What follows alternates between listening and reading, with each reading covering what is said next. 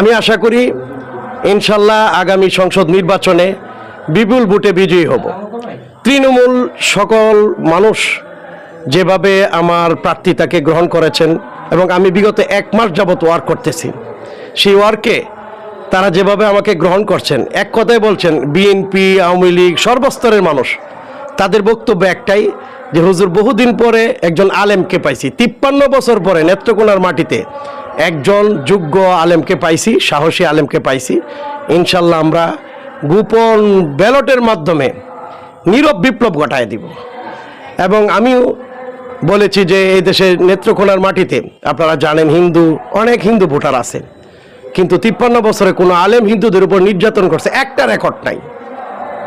কিন্তু বিগত আওয়ামী লীগ সরকার কি করেছে আমাদের জানা, তারা আজকে দেশেই নাই। বর্তমান যারা ক্ষমতা নেওয়ার চিন্তা করতেছে তাদের লুটপাট, তাদের নির্যাতন, তাদের চাঁদাবাজি, তাদের অবস্থান, এখনই তাদের বিপক্ষে কথা বলার সাহস কারো নাই। কিন্তু চরমনাই বিশ্বাস হুজুর এই বাংলার বীর পুরুষ, যেমন 5ই আগস্টের আগেই 34 ধারা ভঙ্গ করে বলেছিলেন আমার ছেলেদের বুকে গুলি হবে, আমি বসে থাকবো না, তেমনিভাবে ওনার উত্তরসূরি হিসাবে, ওনার সহযোদ্ধা হিসাবে আমরাও জানিয়ে দিতে চাই এই বাংলায় আর চাঁদাবাজি চলবে না। নেত্রকোনা সদরে আপনি গিয়ে দেখেন রাস্তাঘাটের অবস্থা কি, এক জায়গা থেকে আরেক জায়গায় যেতে হলে যদি গাবরাগাতি ইউনিয়ন কেউ যেতে চায়, গর্ভবতী মহিলার আর গর্ভপাত হয়ে যাবে, এমন এক পরিস্থিতি রাস্তাঘাটের। কি হলো, এই টাকা কোথায় যায়? এই জন্য আমি চাইতেছি যেন দুর্নীতিমুক্ত, সন্ত্রাসমুক্ত, ধর্ষণমুক্ত একটা নেত্রকোনা, সুন্দর নেত্রকোনা উপহার দিতে পারি। এই জন্য সকলের কাছে আমি ভোট প্রার্থী, সমর্থন প্রত্যাশী। আল্লাহ তাআলা আমার জি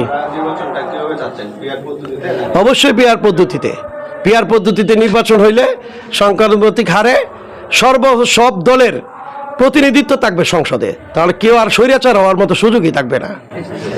নির্বাচিত হলে প্রথম আপনার এই যে নির্বাচনী এলাকার আপনার কি পদক্ষেপ থাকবে?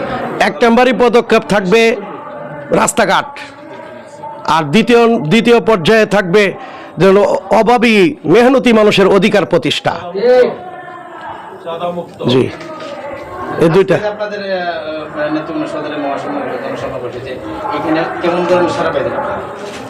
এখানে সারা পাওয়ার অর্থ হলো যে এখানে মানুষ তো এক তো আসতে পারে না বৃষ্টির কারণে, 2 নম্বর যতটুকু মানুষ আসছে স্বতঃস্ফূর্ত আসছে। যখন প্রার্থী ডিক্লেয়ার হয়েছে, হয়তো মিডিয়াতে আপনারা দেখছেন, সকলেই উৎসব মুখর চিৎকার মারে উঠছে।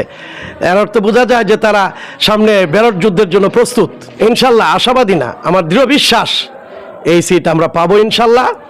এটা আমি তৃণমূল থেকেই সেই মেসেজটা ভালো করে আমি অনুভব করেছি।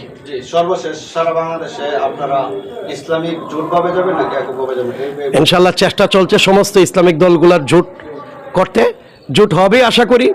এরপরও জোট না হলে যে দলগুলা মুখ্য এবং বাংলাদেশে যাদের প্রভাব আছে এরা একত্রিত হবে। এবার আল্লাহর আইন, কোরআনের আইনের পক্ষে একটা বিপ্লব হবে 53 বছর পরে। এবার জাতি দেখবে কোরআনের শাসন কেমন, এই প্রত্যাশা জাতির কাছে আমরা রাখি।